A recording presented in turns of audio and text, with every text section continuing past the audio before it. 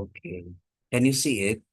Second mansion, perseverance, Yes, understanding Father. desire. Okay.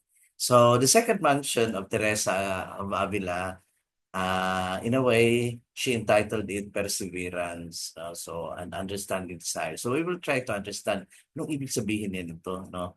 Alam naman natin yung perseverance is something na talagang ipupursige mo, no? You do not give up.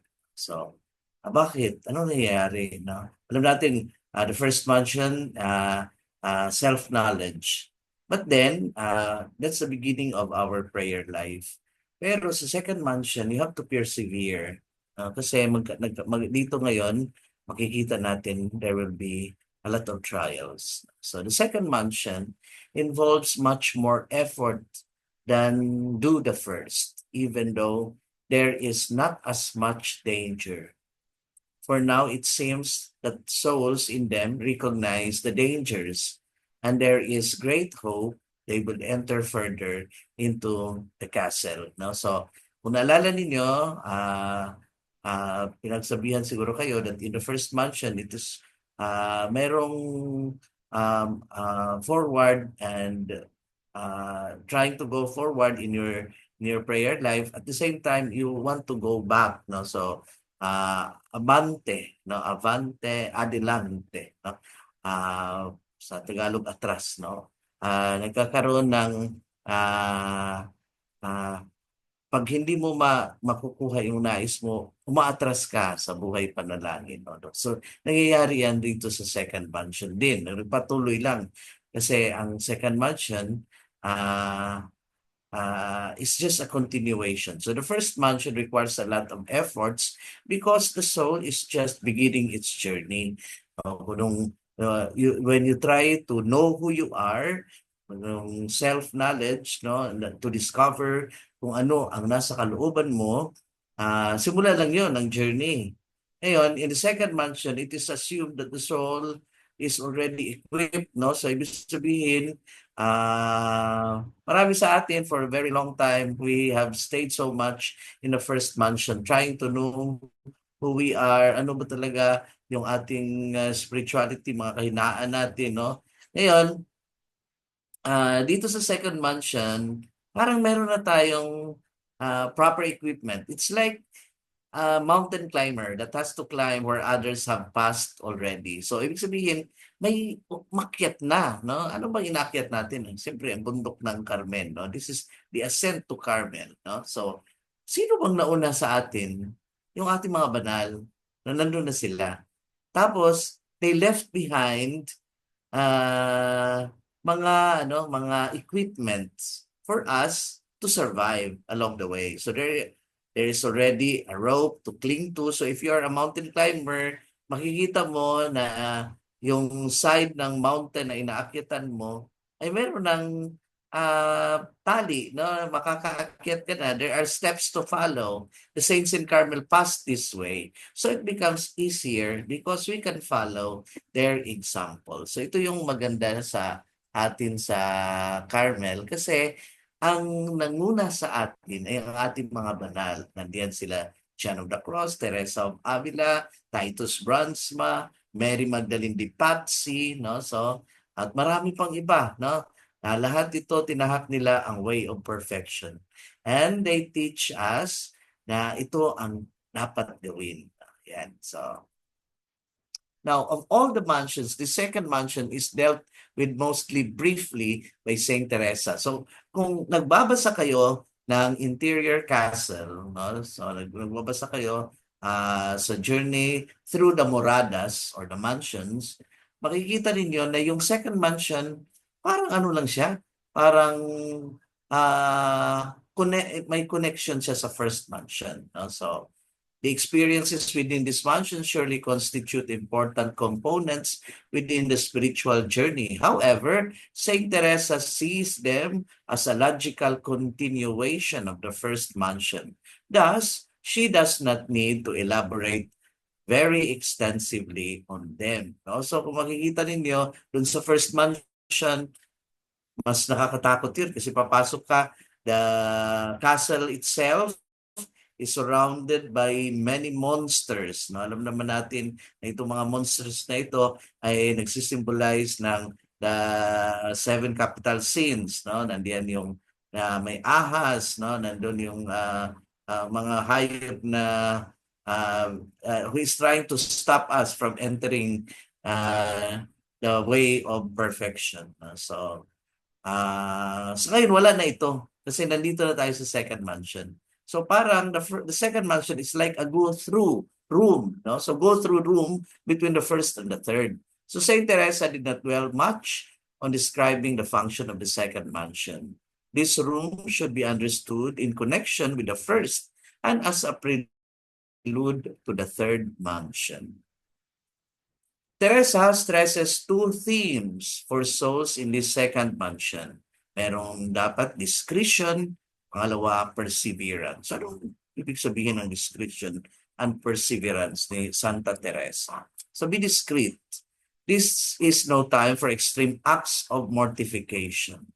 These souls need to be led according to their strength along the path of prayer. No? So ibig sabihin, when we are already entered into a good prayer life, ngayon dito sa second mansion, kailangan meron ng structure ng ating prayer life. This requires some deliberate ordering of the exterior life, set times of prayer, participation in the liturgy. No? So, yung alam niyo ang liturhiya ng Carmen ay hindi elaborated. Magtataka kayo bakit, no? Like for example, in the incensing, the Carmelites hindi nag-iinsenso sa altar na parang nagiging ulap na lahat ang altar, no? Kundi Carmelite liturgy is markedly simple, bare, and focused on God rather than on the decorative arts. So ito makikita natin sa Carmelite liturgy. And a program of spiritual reading can all be gently implemented to bring the soul peace in its thirst for God and fear of sin. So ngayon, kung nandito na tayo sa second mansion, dapat i-develop. Kaya nga you have to persevere. So you have to develop a reading habit of something spiritual, no? So makakatulong sa atin ito, no? Marami namang mga aklat, no, na maaari nating gamitin, no? Si Sister Mary Niniere, OCD, ay sumulat ng The Gospel of Contemplation. No? So this is a very nice way na gawin nating habit, basahin natin. And you can get it from St. Paul, like 50 pesos lang. No? So huwag kayong matakot na it's so expensive. No? So habitual prayer can help develop the growth of our devotion. So dito sa second mansion, we try to develop our devotion. In Carmel, we have different forms of prayer. We have aspiratory prayer. No? Ito yung prayer of the heart. No? Aspiratory prayer. No? I can discuss this in the future if you want. No? The practice of the presence of God developed by Lawrence of Resurrection. So itong aspiratory prayer was developed by John of St. Sampson, a blind Carmelite friar in France. No? The Mariform, the imitation of Mary. So itong Mariform, you become like Mary. It's the practice of the presence of Mary in your life. No? And we have also the Methode. No? Methode, well discussed by Titus Brandsma, mental prayer of Saint Teresa, and others. All these forms of prayer leads us to look inside our heart. So yan, makikita mo, ang prayer sa Carmen is leading you to your heart. No? Because the greatest journey is not the journey outside of us, but going inside our heart. So ito ang nakikita ng isang Carmelita sa kaniyang journey. No, he would like to conquer his heart. No, so the interior castle is actually leading us to go inside our heart. No? So dito pala, parang pinasabi sa atin ni Santa Teresa de Avila, napakaraming mansion, napakaraming moradas, no, papasok sa ating puso. That is why a Carmelite can easily claim, God is in my heart. No? Kaya nga si prior ng bishop before, Teofilo Camomot, I said, God is in my heart. Na, ang Panginoon ay nasa puso. No? Alam niya, no? Alam niya talaga ano ang journey to perfection. So in Carmel, the focus is not on how beautiful and grand the liturgy, but how is your relationship with the Lord is developing. This is part of being discreet. Yan. Okay. Perseverance is the key. So kailangan tuloy-tuloy lang, no?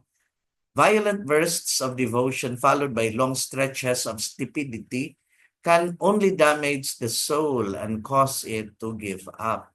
A slow perseverance. So huwag kayong magmamadali na parang marating na gusto ni marating na kaagad ang seventh mansion, no? The union with God. No? So kailangan natin slow perseverance. A constant dependence on God's mercy and grace is the only way for the soul to find its way deeper into its castle. So ang tunay na debosyon ay slowly because you are trying to conform. For example, ma-reform. Itong tradisyon ng Carmen na ma-reform. You are trying to explore the habit of the Blessed Mother. Ano ba talaga yung kanyang attitude, no? Spiritual attitude.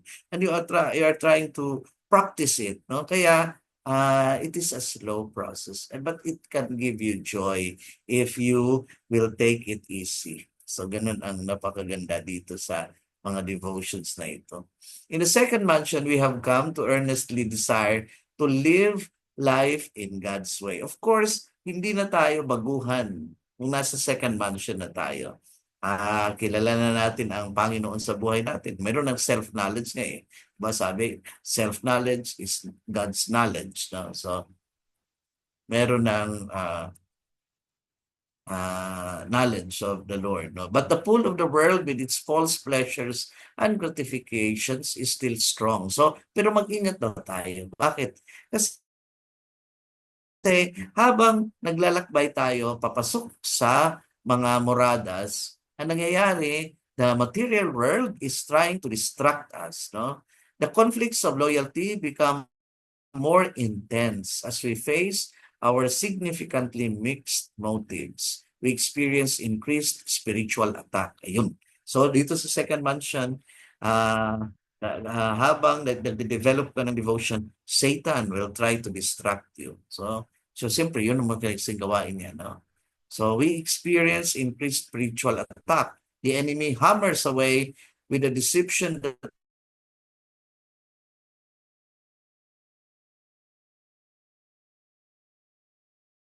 the world rather than happiness. Hanap natin palagi pera, no? Seguridad, no? Na ang saya, no? Kasi gusto nating maramdaman ito lahat. But as you journey in the way of perfection, tataka kayo, mawawala ang mga ito, no? So, ang iba, hindi na sila nagpapatuloy kasi nga nawala na yung seguridad na nakukuha nila. Nawala na yung yaman na kinakapitan nila at ang sayang makamundo. The struggles and conflicts feel more like backsliding. So, di ba? In the first mansion, meron ng backsliding, abante, atras. Dito naman, meron na namang backsliding. And it is often a time of discouragement as we experience our share of failures. But God is relentless in His faithfulness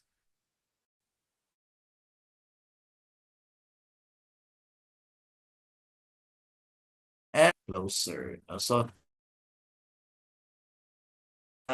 yung mga trials dumadami. No? Kaya nga, marami sa second mansion na mga Carmelite, they will give up na kasi hindi na nila alam ano ang gagawin. No?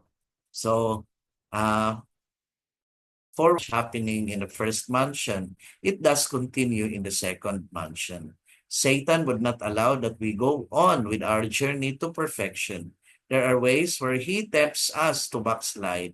When we fail, we usually would question, Why continue when my former way of living is already suitable for me? So, yan ang nangyayari sa atin. Bakit pa ako magpatuloy? Yung mga nakasanayan ko na buhay panalangin, nakasanayan kong liturhiya, tama na yun sa akin. Bakit kailangan ko pang hanapin ng iba? Kaya hindi natuloy, nagpapatuloy into the third mansion. So sinabi ni Santa Teresa, the second mansions are also called the mansion of the practice of prayer because the soul seeks to advance through the castle by daily thoughts of God, humble recognition of God's work in the soul, and ultimately daily prayer. So itong second mansion mas intense ang prayer life. Those who have grown through their experiences in the first mansions have already begun the discipline of practicing prayer, but they still don't have the determination to remain in the second stage without turning back. They don't avoid the occasion of sin. So yung ang buhay natin sa nakaraan, ang mga kasalanan natin na nakasanayan, bumabalik. Kaya may hatak yung kasalanan. Thus, there is here more work than previously required to sustain what has begun and to move forward. Kaya nahihirapan ang isang kaluluwa kasi mas marami siyang gagawin upang iwasan ang mga nakasanayan ng kasalanan. What nurtures this understanding desire? What is the door to the second mansion? Saint Teresa already responded to this near the end of her reflections in the first mansion. If a person is to enter the second dwelling, it is important that he strive to give up unnecessary things and business affairs. So ito yung mahirap. Kasi you have to let go and allow God to take over your life. So mga bagay and itong business affairs natin na nagbibigay ng security sa atin. Now, each one should do this in conformity with his state in life. So, ano yung giving up? Renunciation in one word. Renunciation is the door to this mansion and a necessary prelude to the next mansion. Our desire to progress in the spiritual life must be confirmed by our efforts. Specifically, those efforts must reflect our willingness to root out identity in the Lord alone and no longer in the unnecessary things and business affairs which have been our principal concerns thus far.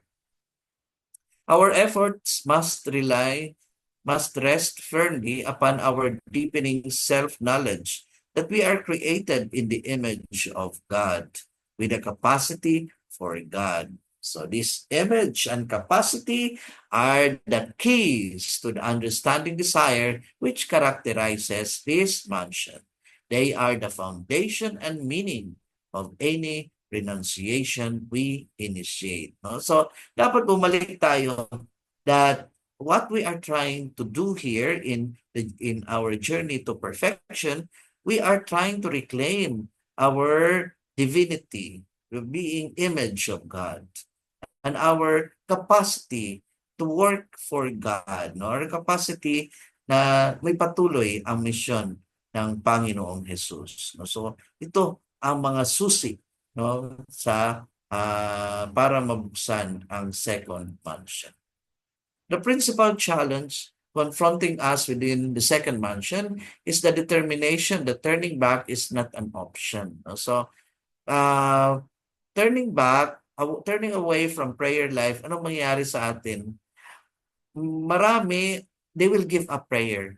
No? Kasi hindi na sustain. So, in fact, the person doesn't know whether to continue or to return to the first room. So there, mayroong talagang merong hatakan dito, no? May hatakan sa atin. We are being tempted and we are being driven to move forward. Why is this? Primarily because when we look back in our life to this point, it is easy to interpret the temporal pleasures of the present as though almost eternal. Kasi kung balikan mo naman kasi yung mga nakaraan mo, yung material world, the happiness of the world. Alam mo, galing ka doon eh. At alam mo how to navigate that. By contrast, when we look forward, it is not so clear what lies ahead. Hindi natin alam anong mangyayari sa atin habang magpapatuloy tayo sa ating journey to perfection. So we are torn.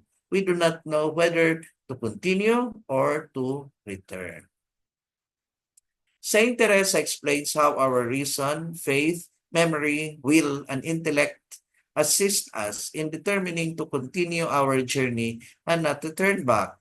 The struggle to arrive at that determination is real, but grace is present to assist us if we but trust. So, si Santa Teresa, sabi niya, totoo naman na magkaroon ka ng conflict sa sarili mo.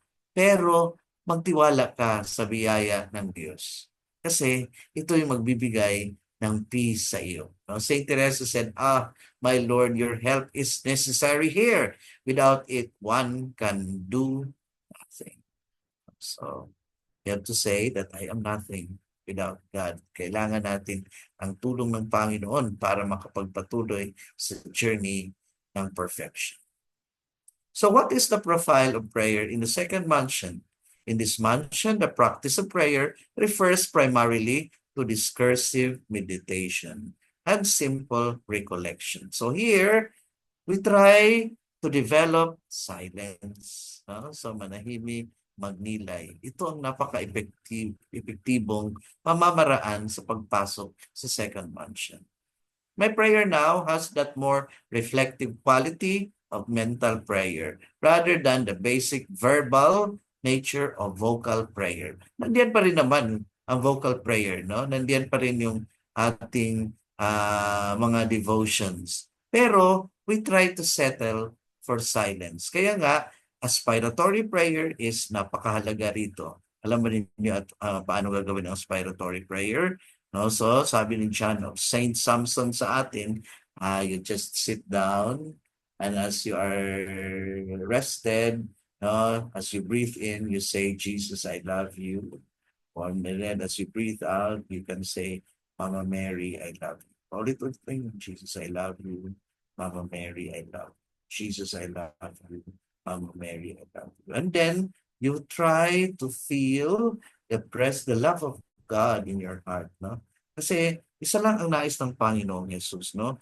Jesus said that He had been knocking in our hearts, no? Because He wanted to enter.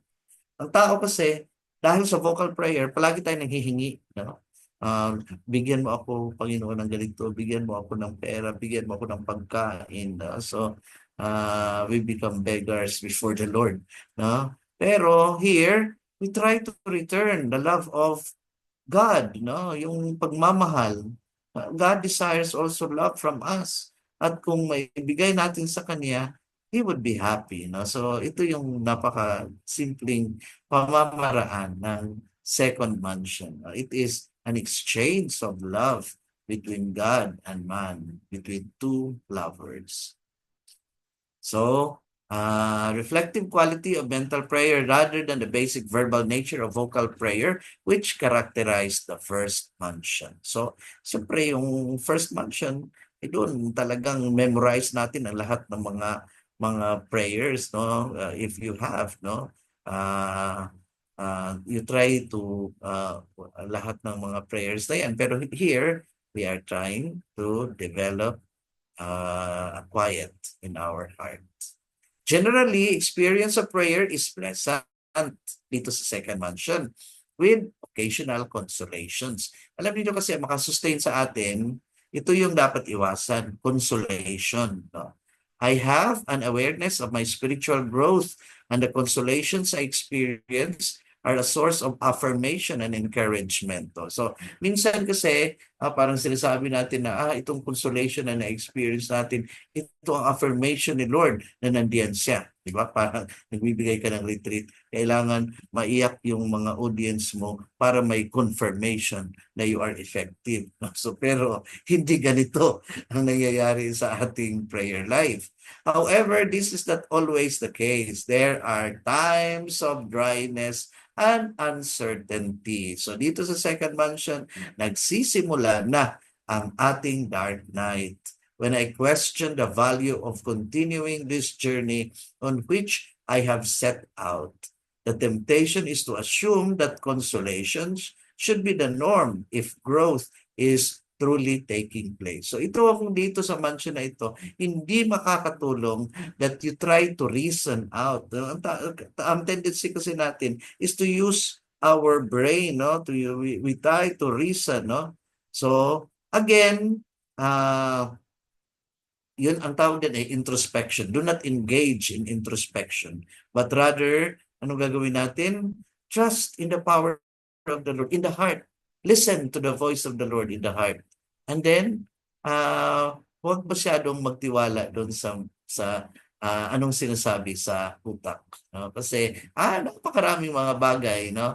Mag-create ito ng worry sa atin. No? The moment that you silence the worries, then you start to meditate. The biggest weakness is lack of consistency. For Saint Teresa, one should not forget that there is but one reason for setting out on this journey, union with God's will. No? So, huwag natin kalimutan that we are trying in this journey to unite our will with the Lord. No? Yun ang sinasabi ni Teresa. No? We should allow the Lord to form us. No? So, kagaya nitong worker dito, no? He was trying to form the earthen vessel. No? So, tayo ang earthen vessel. No? We should allow the Lord to do His work, no, in us. No? So, the whole aim of any person who is beginning prayer, and don't forget this because it is very important, should be that he work and prepare himself with determination and every possible effort to bring his will into conformity with God's will. So, yun ang ating desire, no? Na sana yung ating kagustuhan ay yan din ang kagustuhan ng Panginoon.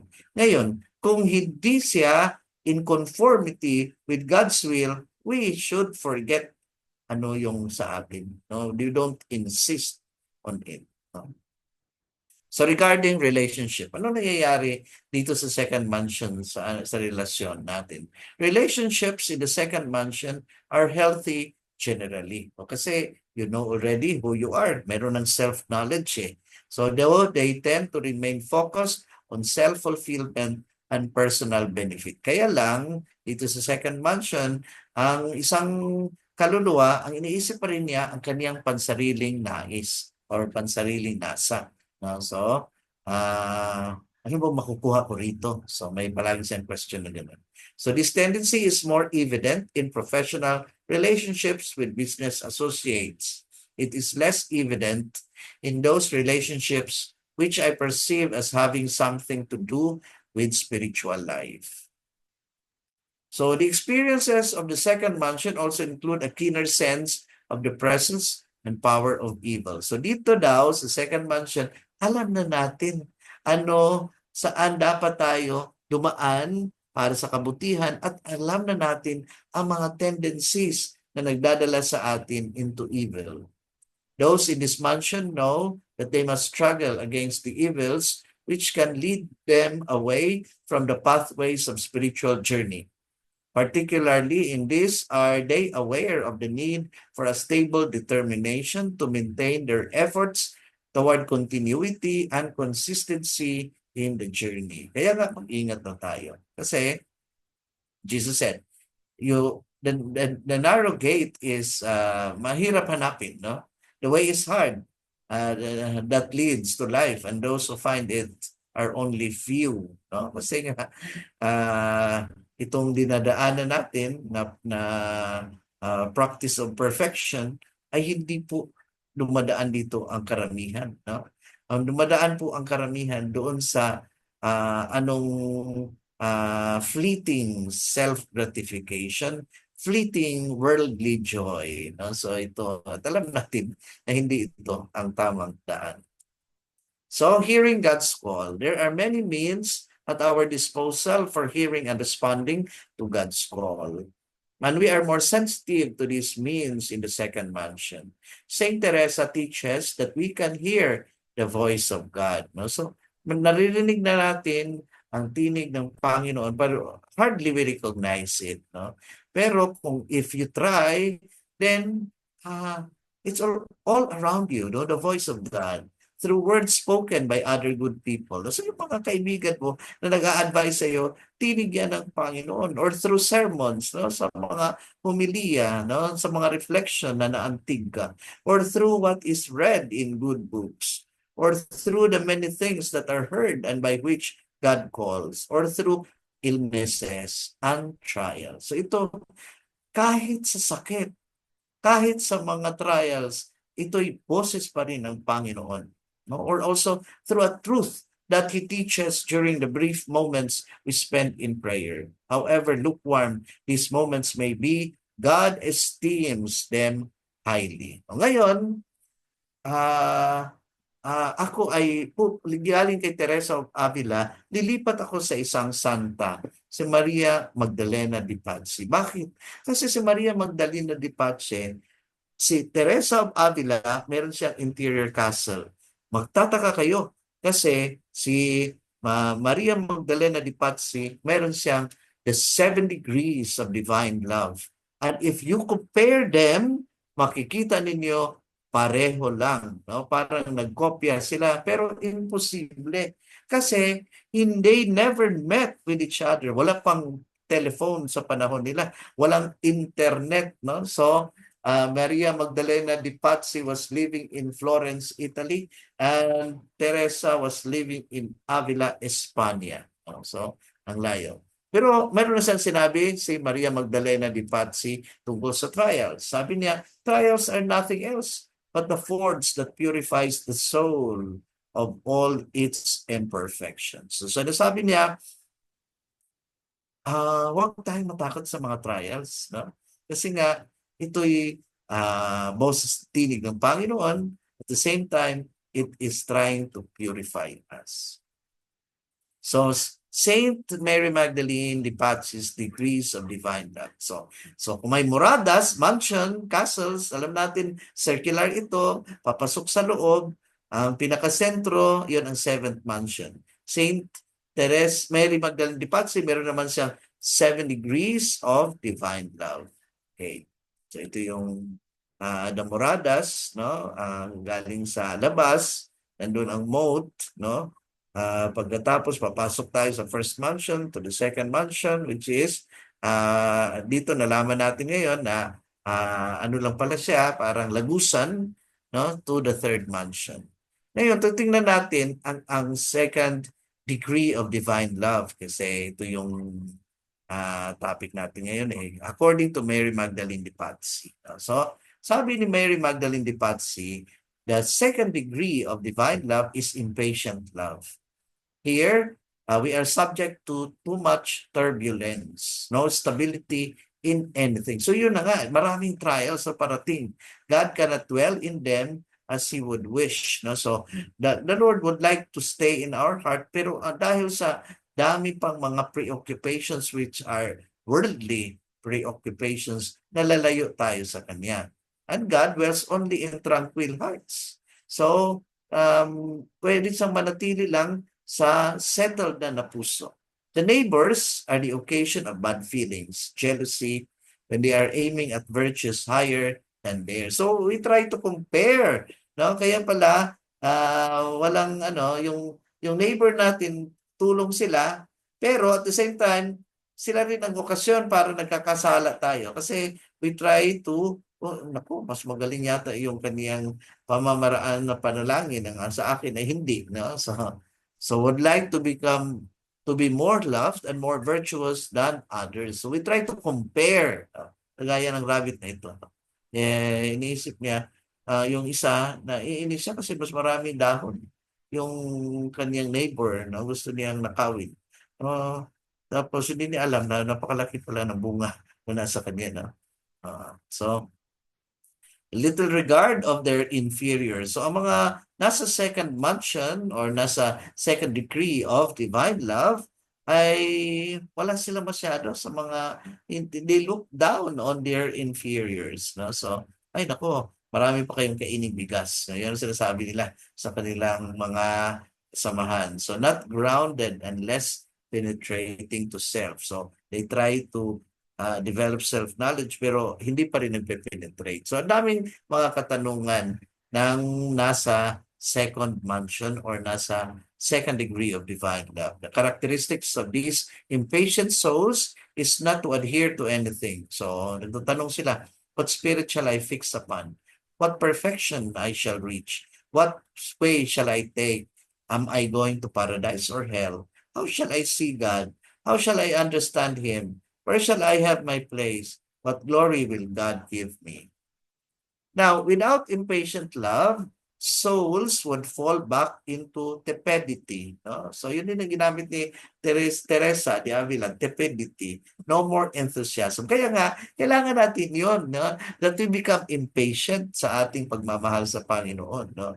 Gusto nating ma-unite na sa Kanya kaagad. So it's a stage of union with the Lord. Kasi we try our best. No? So sabi nga ni Teresa, the surest way to determine whether one possesses the love of God is to see whether he or she loves his or her neighbor. Kahit na ang neighbor din ang dahilan ng fall natin, ay we have to try to love our neighbors.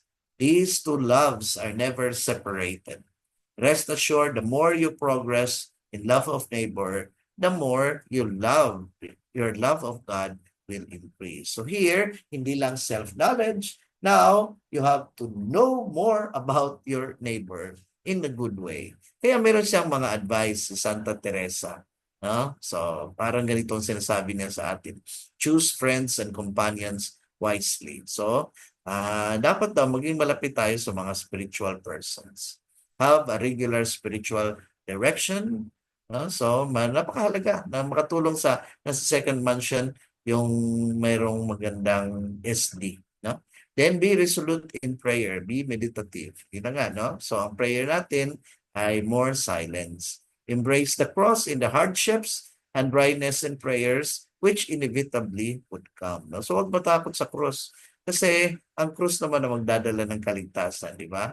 Sabi nga ng ating Panginoon, if anyone should come after me, let him deny himself, take up his cross, follow me.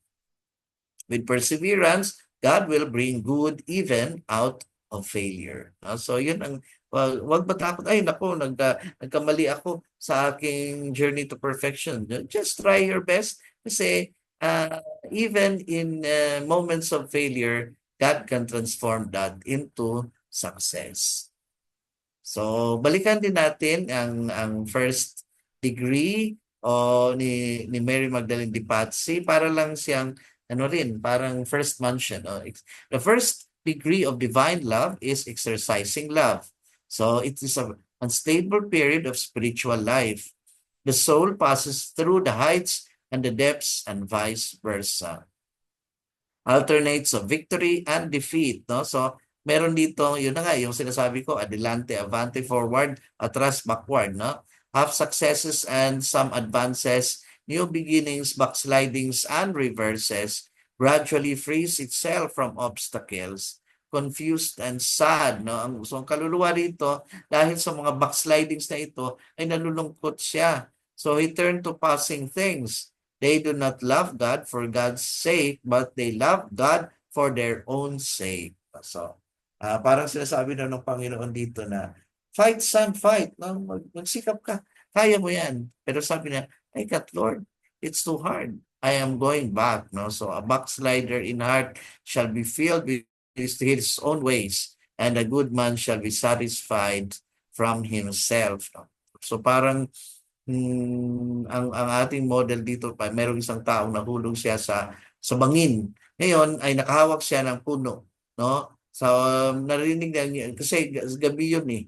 No, narinig niya ang tinig ng Panginoon na bumitaw ka na anak. Ayaw na bumitaw. Kasi nga, sabi niya, wala akong tiwala, Panginoon. Ikaw ba yan talaga?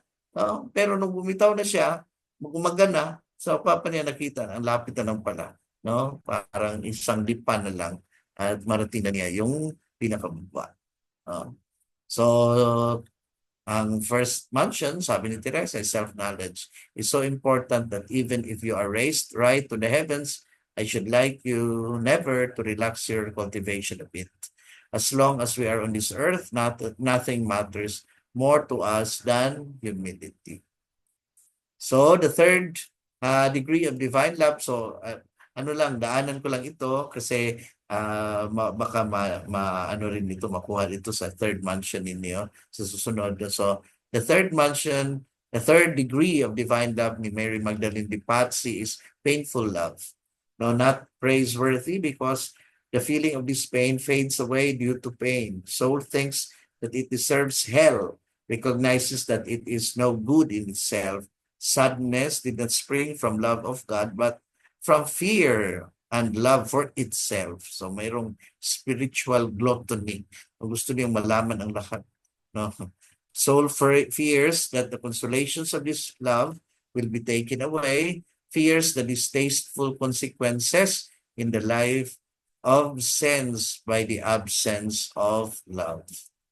So, sa kay Teresa, ang third mansion, parang sabi niya, ang daming trials. No? My head sounds just as if it were full of brimming rivers.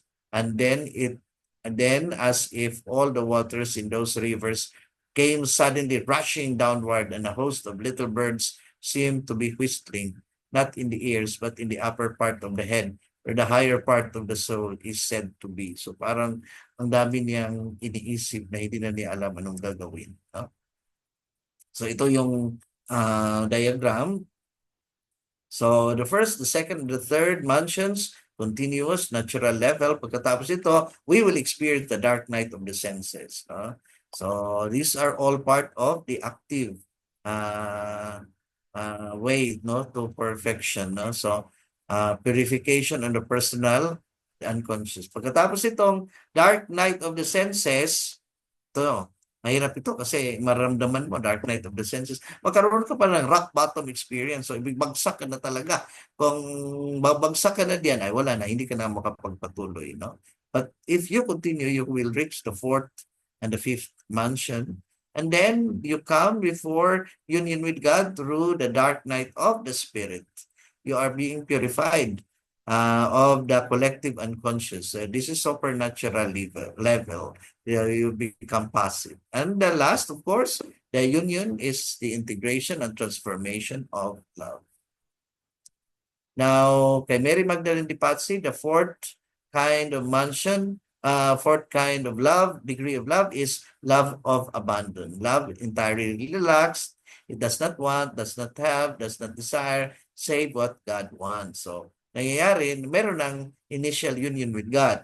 Does not aspire to any perfection, does not rest in any gift, does not think upon perfection which it might attain, nor perfection in which it has been.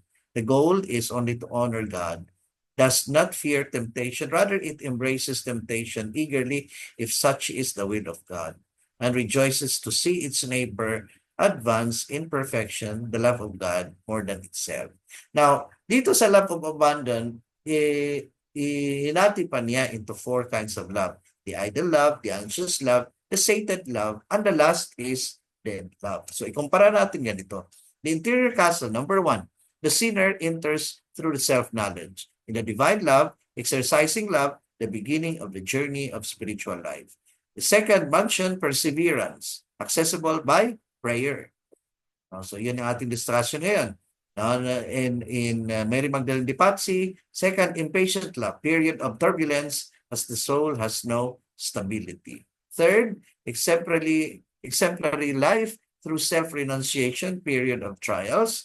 Then, in the same way, dahil maraming period of trials, sa divine love, painful love. Soul fears the spiritual consolations will be taken away.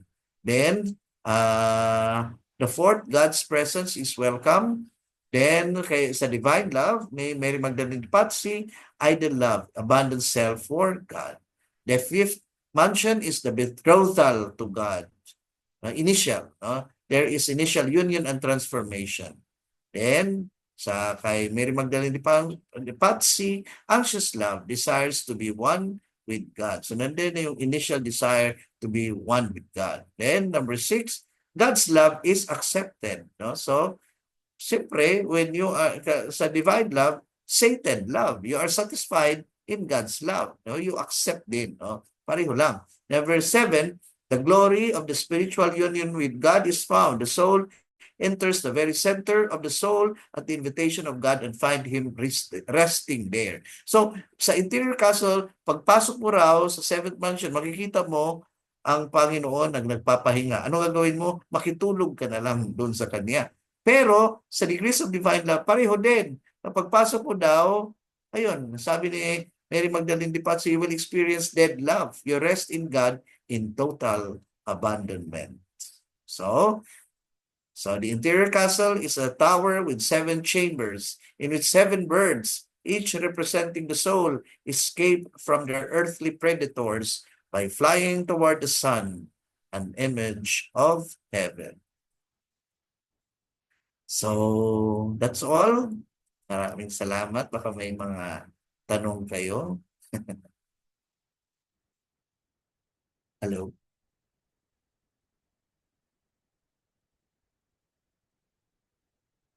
Hello, Ruel. Yes, may mga katanungan po. May mga katanungan ba?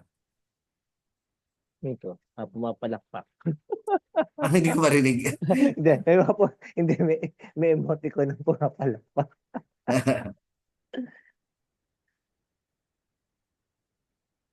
Okay po ba? O mas lalong naguluhan sila.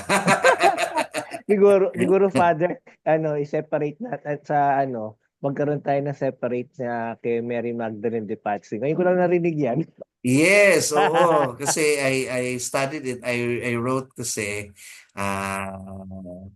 Seraphic Secrets. So I made a research.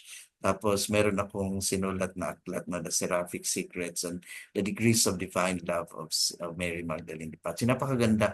Tapos habang binabasa ko siya, sabi ko, pareho siya sa interior castle. So kaya nagkaroon ng comparison. I would like to challenge our brothers here, no? Siyempre kayo, you are still younger than me. You still have time for more research. Baka you would like to work on a dissertation on the connection between Mary Magdalene de Pazzi and Teresa of Avila, especially on the work of the interior castle and the degrees of divine love.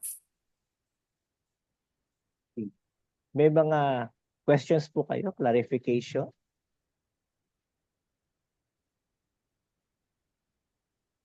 Wala. Okay, brothers, ganito. If you have question, you can send it to my email. So, ang email ko ay Haranilla. That's my family name. Jaranilla. Haranilla@yahoo.com.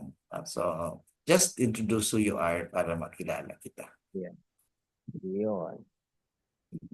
So, hindi lang ito yung I hope dito yung first and last Father. Oo, sana. At saka meron akong advertisement ha. Kailangan ninyong kumuha ng aklat ng Carmelite Saints. Meron akong ginawa. May sumulat ako ng kinuha aklat. na ni Father Jeff. Ayun, kay Father Jeff.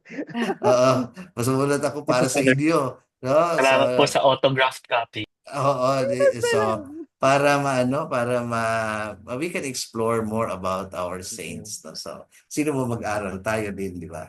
Yes. So, kayong mga saints na ginamit natin din, yun yung canonical saints. Alam naman natin na marami pa tayong mga santo na hindi sinali, no? Pero the dicastery on the divine worship, they decided that ito muna yung mga canonical. But we can also study about yung mga non-canonical saints natin. So, later on. Lakas ng kidlat. Anyway, sige, picture. Oo.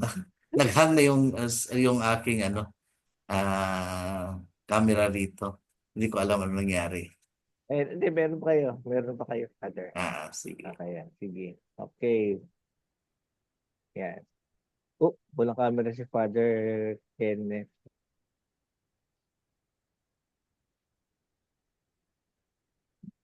Walang camera si Father Kenneth. Okay.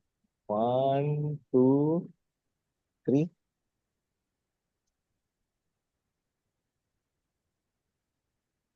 Ayun, lumabas. Ayun.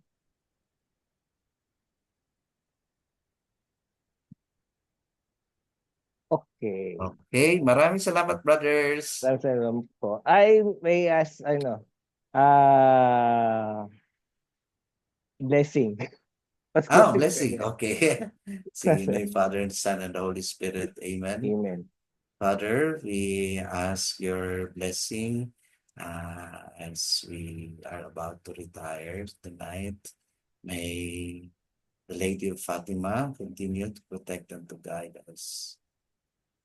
Regina Celi Leitare, Alleluia. Quiaque meruisti portare, Alleluia. Resurrexit sicut dixit, Alleluia. Ora pro nobis Deum, Alleluia. May the Lord bless you and protect you in the name of the Father, of the Son, and of the Holy Spirit. Good night, brothers. Thank you Salamat po. po. Good Thank you night po. po. Good night Father. po. Thank you, Brother Roel. Thank you po. Po. Happy Fiesta na Fatima Happy bukas. Fiesta na Fatima.